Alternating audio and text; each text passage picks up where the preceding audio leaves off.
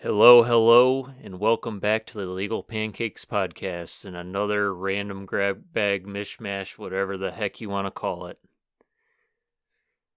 It's like the lottery, except for you don't know what you're going to get. Okay, no, I got a better analogy. Hang on. It's like a box of chocolates, except for at least you know you're going to get chocolate inside that box. This, you really don't know what's going to you don't know what's going to happen. Yeah.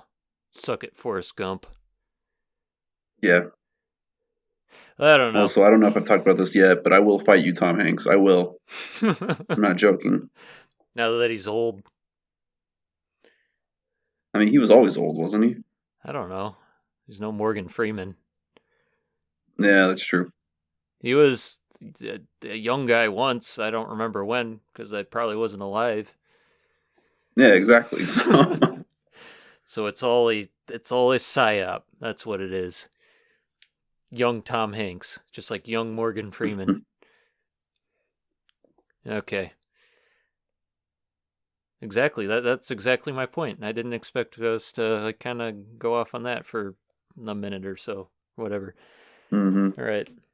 But anyway, so let's just kick off with a follow-up to our last podcast, which should have been titled Axis and Sizu and Ganado's Tuesdays with Sammy, but for some reason Robbie decided to be sensitive for once and leave the subtitle out.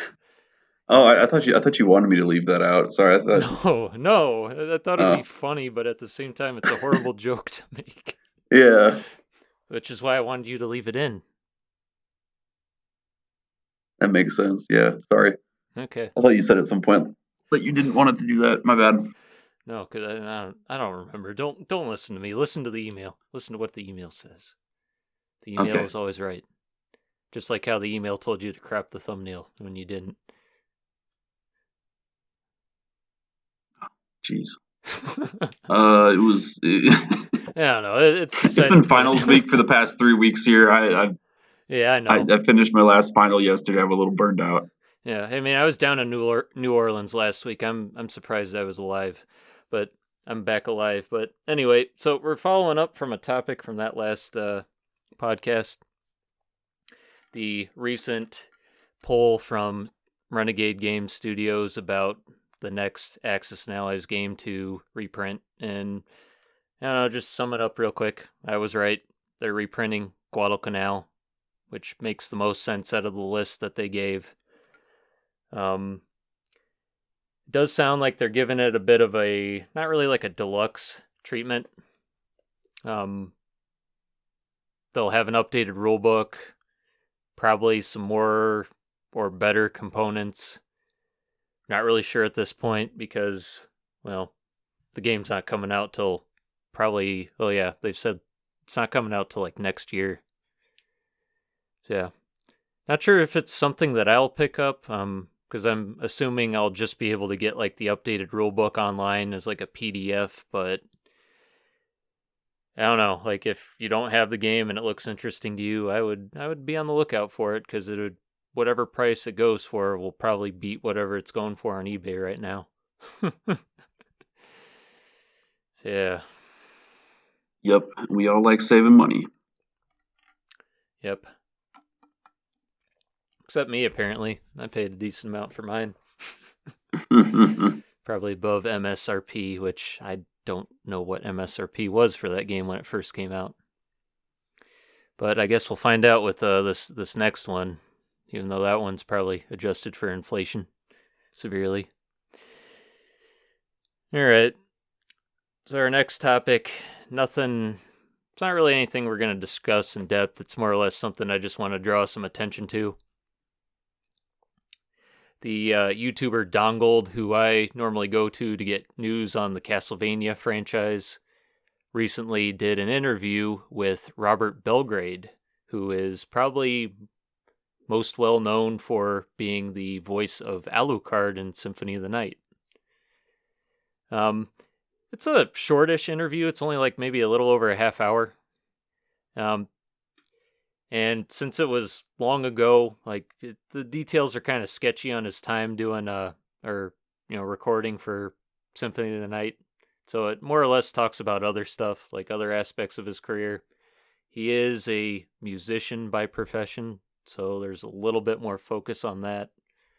Um, but yeah, very interesting. Any signs of him coming back? He said he'd be open to it.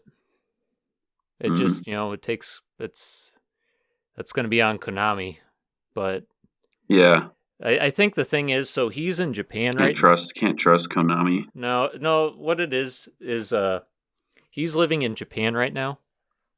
Mm-hmm. And I think the last set of English voice actors for the Castlevania series were based out of Los Angeles. So they're stateside now. So they weren't looking for it's I think the last time for Symphony of the Night it was more or less English speaking people that were living in Japan at the time. Maybe. Yeah, makes sense. Yeah, because you got the original Chris Redfield as Richter Belmont in that, and then the guy who did Harry Mason as in the original Silent Hill as Dracula. So, yeah, they and I assume those guys were all just living in Japan at the time. Yeah, makes sense. If you're a Japanese company, you're just gonna hire local people. Yep. And kind of a funny, this is beside the point, but the guy who played Barry Burton in that FMV intro to the original Resident Evil, I think it was just some random guy that walked past the Capcom headquarters that day. They just said, "Oh, you can do it. You'd be perfect for it." And he's now That's actually what they did for basically all of the character models in Half-Life 2. They're just random people. A lot of them were people that were working in the same office building as them. But the most interesting one is the guy that plays as Eli Vance was a legitimate homeless person that they got, and literally no one knows who he was played by. No one knows where this homeless guy is. He's probably dead, but so it wasn't just likeness; it was his voice as well.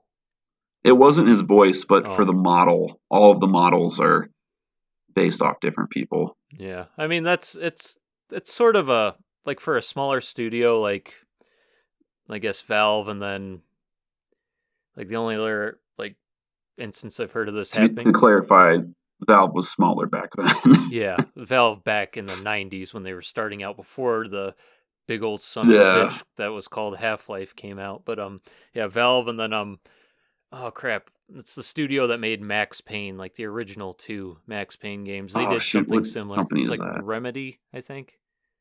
Yeah, something with an R.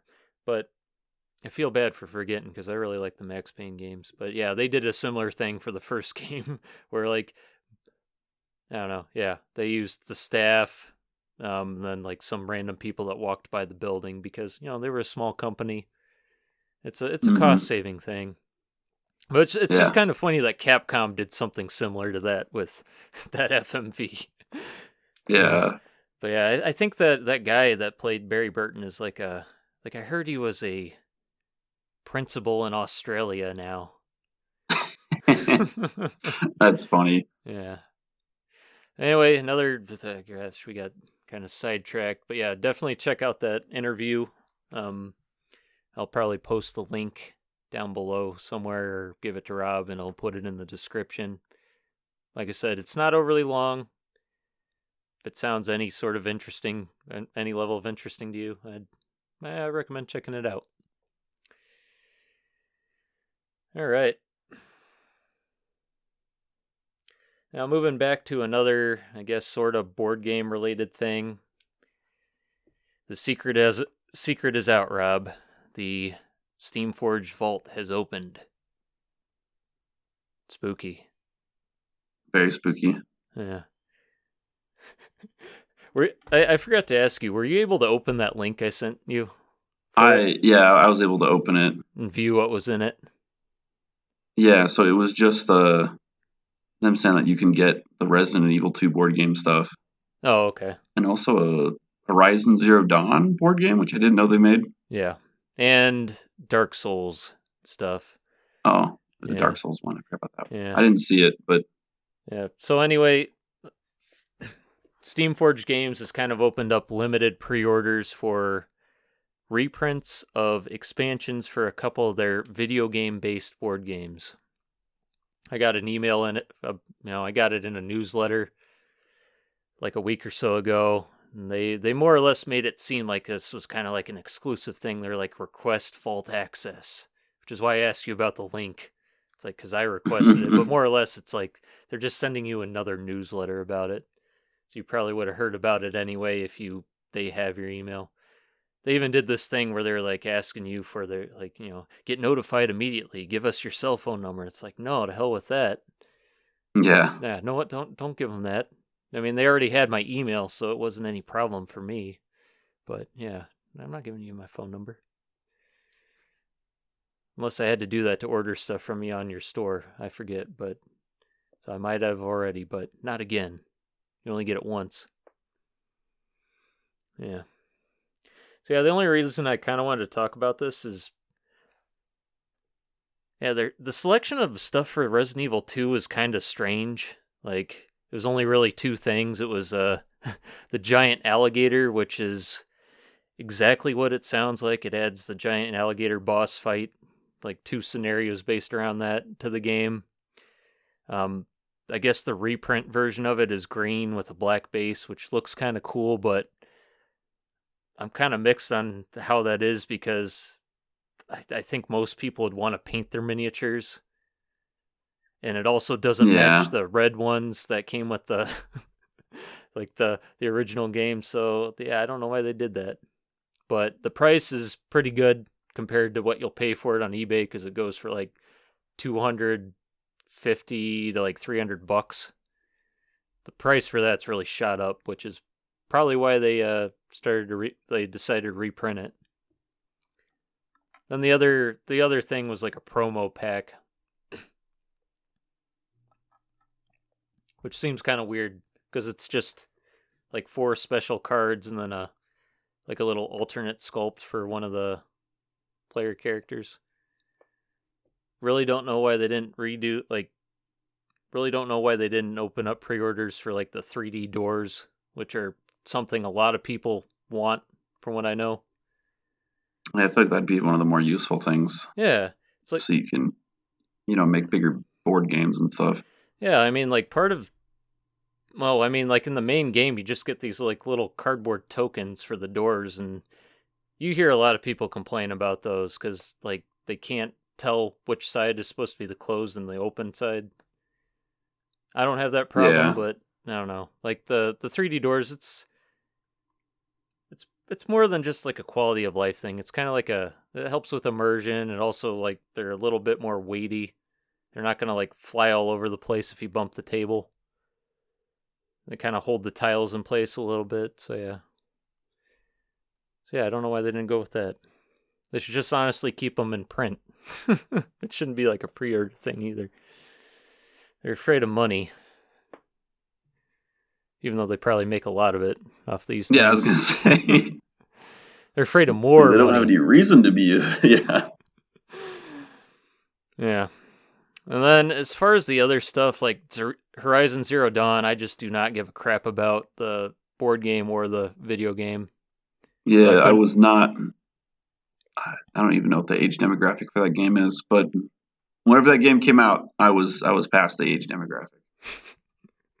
Yeah, I don't know either, so I wouldn't know what to say about any of the stuff they're offering. For the Dark Souls stuff, I guess I can kind of confirm that stuff is not easy to find. Because I hadn't heard of any of it before they opened up the pre-orders. It's like because I picked up some of the Dark Souls board game stuff the end of last year, and most of it I got for below MSRP. And part of me kind of wants to keep that trend going, but at the same time, I don't want to pay like $400 for one of these like expansions on eBay after pre-orders close. So I don't know. It's like there's 3 of them, and they're all like kind of expensive. It's like, I don't know. I think those ones are like translucent or something, so they look kind of cool. But at the same time, the other, like they don't. It's the same with the Resident Evil 2 stuff. It's like they don't match the ones from the rest of the game, so it's gonna look kind of weird. Yeah. I don't know. So yep, it's pre-orders are open until April 28th, I believe. They're saying it's a print on demand thing, but I believe they'll probably have stuff like they put into stock that they can sell on their web store in case you miss out, but I don't know. Hopefully the next one they do will be more interesting. That's all I gotta say about that. Yep. And in case you guys were wondering, we are not sponsored by them to promote their products. No, or Renegade Games, because we would probably not be making either of those companies any money. No. No, I just want to talk about them. Mm-hmm.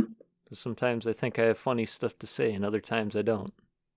Well, you know what? The thing about those board games is that they're cool. It's exciting that those things exist, and they're, you know, all things that we can look at and we can say, well, you know, that's kind of a fun twist or spin on a classic video game that's, you know, enjoyable for people who, you know, haven't played the video game or for people who have. But Yeah. you know what? Nobody thinks is going to be enjoyable or a fun spin on something we all liked. Oh boy. Perfect segue. Yeah. I don't want to talk about too much about this because I'm still kind of in a denial phase. Yeah. Like, I don't know if this is really going to happen, but supposedly, and when I say supposedly, I mean it's been officially confirmed, they're going to be making a Harry Potter TV show for HBO Max. For those of you who don't know, not HBO, Warner Brothers got bought by Discovery Channel some freaking way possible. I don't know how that happened. I mean, Mythbusters was good, but I didn't know it made them that much money. But Discovery bought Warner Brothers, and now they're trying to reboot all of their properties. DC is going to be getting a huge reboot here pretty soon, so don't feel pressured to watch any of their new movies. And Harry Potter is getting a reboot in the form of a TV show, which, you know, in this age of everything plus streaming, it shouldn't be that shocking. But apparently, it's going to be a remake. They want to do 7 seasons, each season covering one of the books.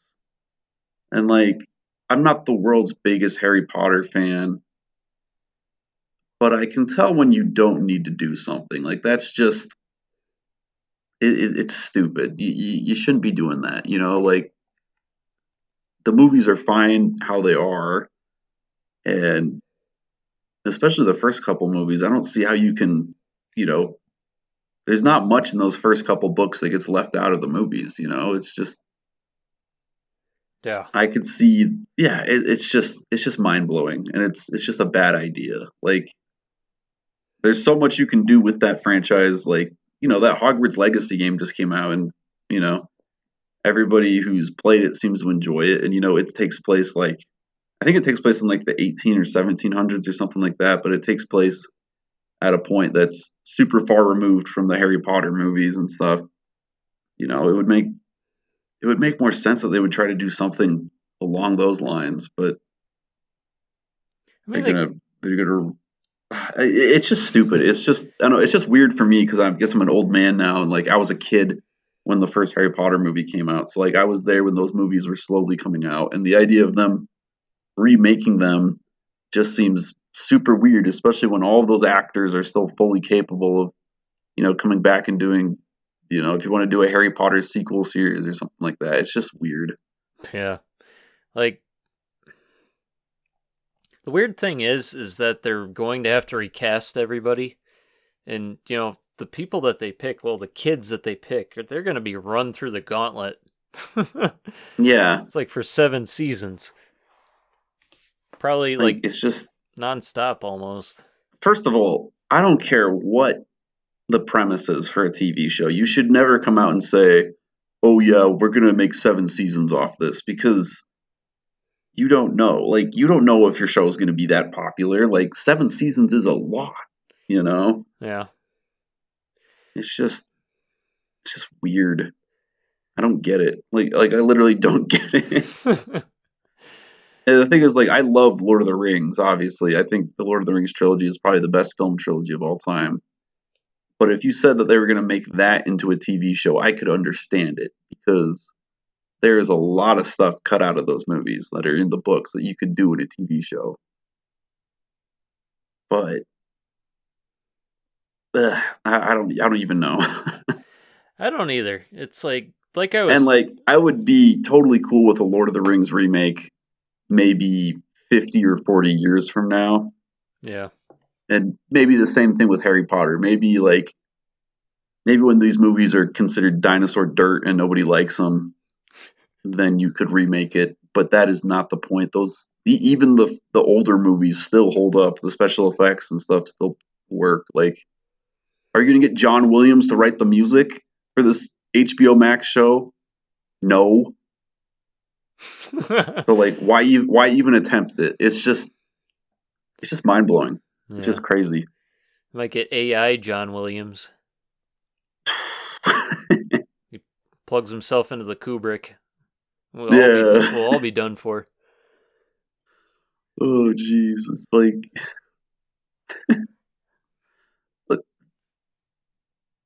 I don't get it. It just does not make any sense to me. Yeah. I don't know. It's like companies these days just don't want to take risks with anything anymore. Even though, like you said, 7 seasons for a show, that's saying a lot.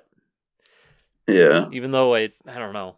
But at the same time, they're kind of playing it safe by doing working with a franchise that's already hugely popular and then trying to remake. Well, I assume it's going to be, they're going to be try to stick closer to the books with this. I assume they're going to try to stick closer with the books, and then also I don't know if you're familiar with the website. It's called Pottermore, and it kind of has like I haven't actually been to the website, but from what I understand, it has like expanded material for all of the books. Like, oh, that's where all of the weird stuff that made people hate J.K. Rowling came from, was that website where she just started making up weird stuff. yeah. So I assume they're going to try to tie some more of that stuff in. It's just weird, and especially when you consider like at least how much of Twitter hates J.K. Rowling right now. Yeah. Like it is not the time. It's not the time. That's all I'm going to say. It's not the time to reboot this. Yeah. I don't know. We'll just have to see. Mm-hmm. I mean, they were talking. There were rumors that they were. Well, since you mentioned it earlier, there were rumors that they were going to remake Lord of the Rings, or the Lord of the Rings trilogy, I should say. So, yeah, I don't know. I think we should just wait for more news on it.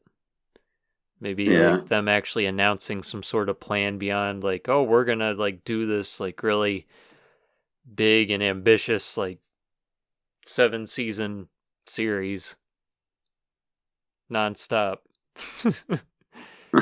Yeah, I don't know.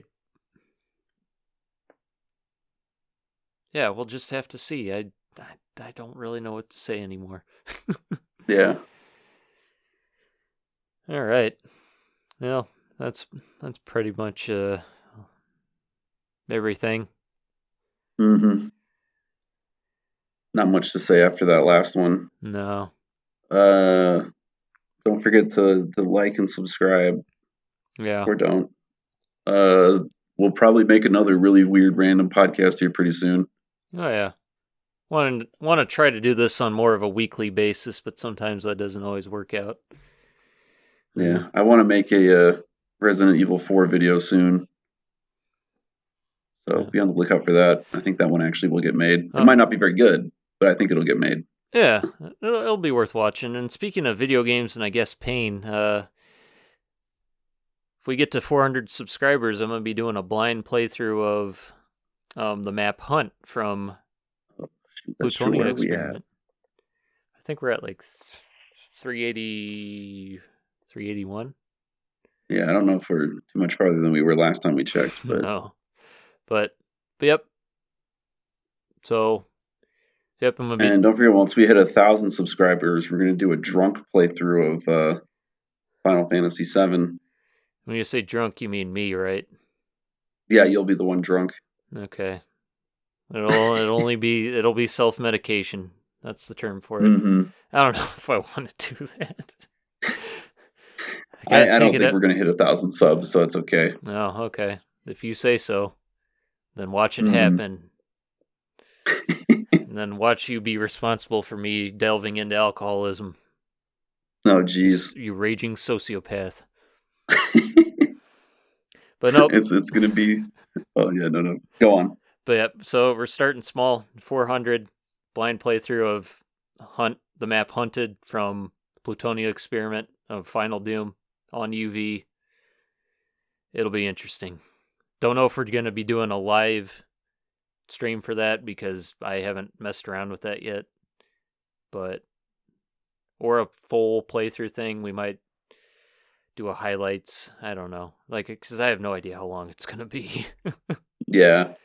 Yeah, but I don't know. Maybe a live stream. We'll have the VOD at least, and then we'll do a highlights video for those who don't want to watch a whole, probably hour plus long VOD of me dying over and over again to Archfiles or not Archfiles, Revenants I don't and even know if Hell it's going to Knights. be so much